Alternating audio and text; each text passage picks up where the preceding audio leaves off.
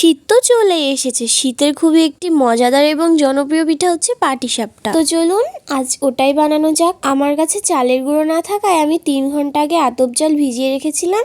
এবার আমি শিলে বেটে নেব। এবার আমি কড়াইতে 2 চামচ ঘি গরম করে নিয়েছি। এর ভিতর আমি দিয়ে দেবো 1 প্যাকেট সুজি। সুজিটাকে ভালো করে একটু লাল লাল করে ভেজে নিতে হবে। সুজিটা কিছুক্ষণ ভেজে নেওয়ার পর আমি এর মধ্যে দিয়ে দিচ্ছি অল্প অল্প করে দুধ। আমি এখানে 500 গ্রাম দুধ নিয়ে নিয়েছি। দুধটা একেবারে দেওয়া যাবে না, অল্প অল্প করে দিতে হবে। একেবারে দিলে এই মিশ্রণটা একদমই ভালো হবে না। আর দুধটা অল্প অল্প করে দেওয়ার পর নাড়তে হবে, দেখতে হবে যেন দলা না পেকে যায়। পাটিসাপটার এই পুরটা যদি ভালো না হয় তাহলে কিন্তু খেতে ভালো হবে না।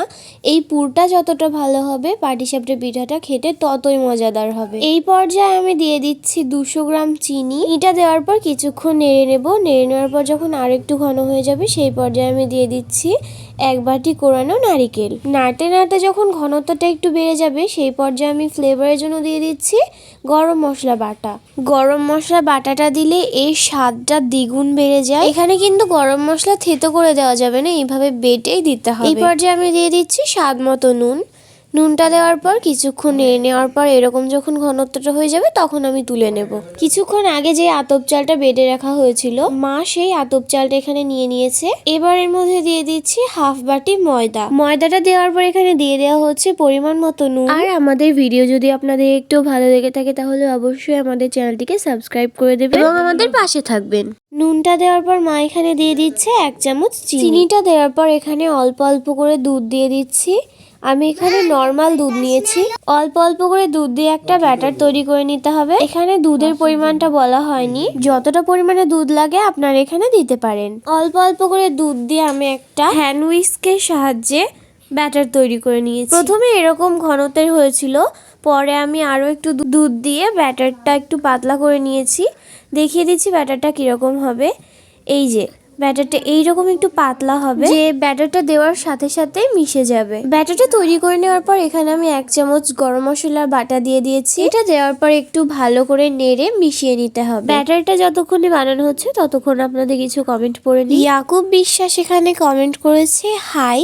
হ্যালো ইয়াকুব বিশ্বাস। তো এখানে আমার ব্যাটারটা বানানো হয়ে গিয়েছে। এবার আমি কড়াই গরম করে নিয়েছি আর একটা কলার ডাঁটি নিয়েছি। আপনাদের কাছে যদি কলার এই ডাঁটিটা না থাকে সেক্ষেত্রে আপনারা ব্রাশের ব্যবহার করতে পারেন, কিন্তু এটি গ্রাম বাংলার ঐতিহ্য, সেজন্য আমি এখানে এটি ব্যবহার করেছি। এইবার আমি কলার ডাঁটিতে একটু তেল লাগিয়ে নিয়েছি আর তারপর তেলটা কড়াইতে লাগিয়ে নিয়েছি ভালো করে।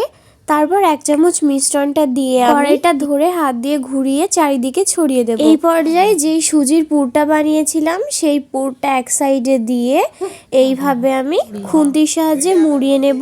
তারপর আমি এইভাবে কড়াইতে কিছুক্ষণ রেখে দিচ্ছি, এটা একটু কালার হওয়ার জন্য। আপনারা যদি এখানে কালার না করতে চান সেক্ষেত্রে এরকম সাদাও রাখতে পারেন। এবার আমি তুলে নিচ্ছি এটা। এবার আমি আপনাদের আরো একটা করে দেখাচ্ছি। প্রথমে আমি কলার ডাঁটিটাতে তেল লাগিয়ে কড়াইতে ব্লাশ করে নিয়েছি।